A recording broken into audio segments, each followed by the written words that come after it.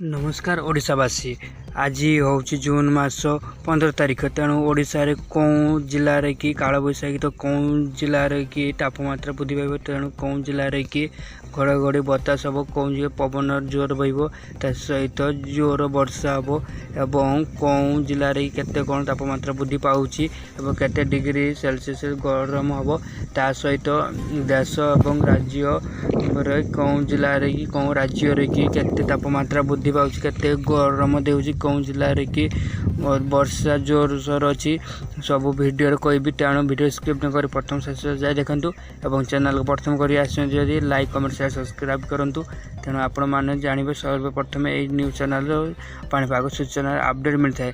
तेणु भुवनेश्वर पाणीपाग द्वारा सूचना मिली कि गत आज आरंभ कर किसी दिन पर्यंत बालेश्वर, ढेंकानाल, पुरी, गजपति, रायगड़ा, जाजपुर, संबलपुर, अनुगुल जिले में कि प्रबल प्रबल वर्षा अच्छी से रेड वार्निंग दि जाएगी। कारण वर्षा सहित घड़घड़ी एवं बिजुली मारिया सहित प्रत्येक केतेक घर द्वार भांगी जबार भी बहुत चाल छपर घर भांगी जबार भी संभावना अच्छी भुवनेश्वर पाणीपाग द्वारा सूचना मिली।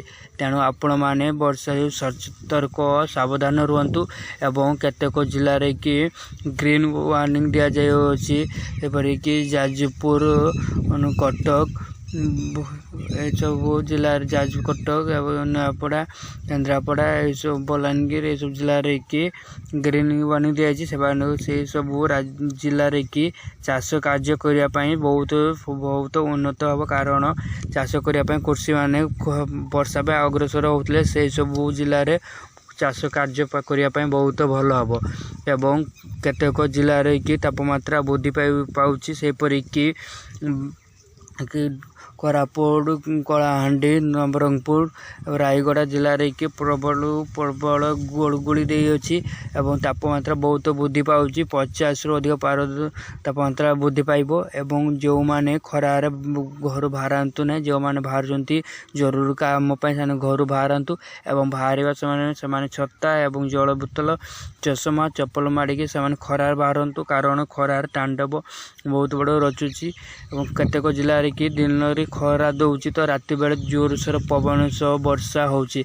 सेपरी राज्य बाहर कि कर्नाटक एवं हरियाणा, आसाम, राजस्थान ये सब आसाम राजस्थान ये सब राज्य रे कि प्रबल वर्षा हवा होची।